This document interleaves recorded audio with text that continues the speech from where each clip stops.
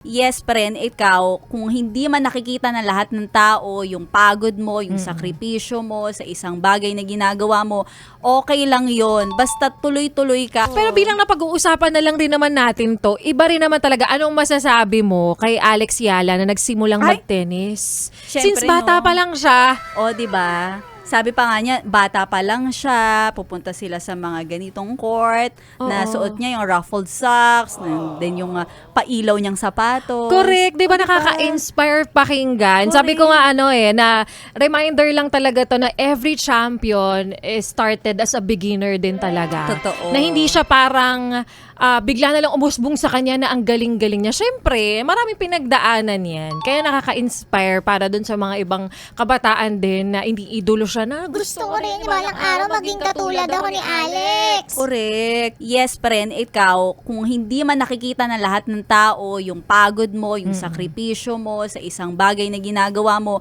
okay lang yon. Basta tuloy-tuloy ka. Correct. Kagaya nga ng sabi ni Laika Barista, focus on the goal. Oo, focus Diba? lang sa goal. Tsaka alam mo, malaking advantage din talaga, Maria Morena, kapag bata ka pala, nag-start na yung discipline, Yan. nag-start na yung consistency. Yan. Diba? Kasi hindi mo man siya agad makuha yung gusto mo ngayon, but time will come. Talagang bibigay yan sa'yo kapag para sa'yo. No? Correct. Yung blessing na yan. Kaya tingnan mo ngayon, ina-earn na ngayon ni Alex. Correct. Maka-Alex na parang friends. Nakakakilabot. Oo. Yun, diba? Number 3, natalo niya. Amazing. Correct. So, patunay lang yan na hindi talaga overnight ang success. Yes, Yes, friend. totoo. Tignan mo. Siyempre, nakangiti lang yan bilang ang kanyang mukha talaga parang napaka-smiling face ng batang ito, no? Correct. At saka 'di ba yung personality niya na mamahalin talaga lalo na ng mga Pilipino kasi ang humble niya. Correct. Parang kahit pa ang dami-daming nangyari sa kanyang success, Oo. talagang lagi niyang kumbaga nagte-thank you siya dahil nire-represent niya yung Philippines at proud na proud siya maging Pinoy. Kaya parang tayo, damay tayo sa tagumpay ni ate. Correct. Saya naman. Diba damay-damay na to, isipin mo isang batang nangangarap. Bata Oo. pa lang siya, she's already chasing her dreams. Tapos biglang isang araw, isipin mo makikinabang ka rin sa success na yan.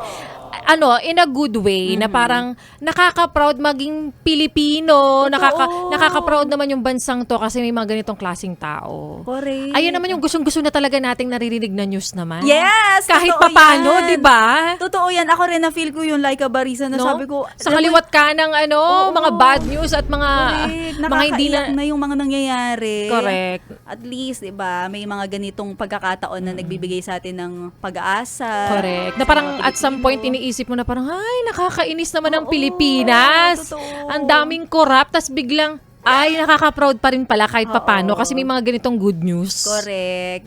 Ano pang ginagawa mo dito, ha? Sinasabi ko na nga ba eh. Solid yes friend ka talaga. Dahil nandito ka na rin lang, sige na, Mag-like at mag-comment ka na. mag-subscribe ka na rin at i-click ang notification bell. Para mapasali ka sa mga kalokohan namin. Bawal na bawal mag-no dito, ha? Kasi yes to yes!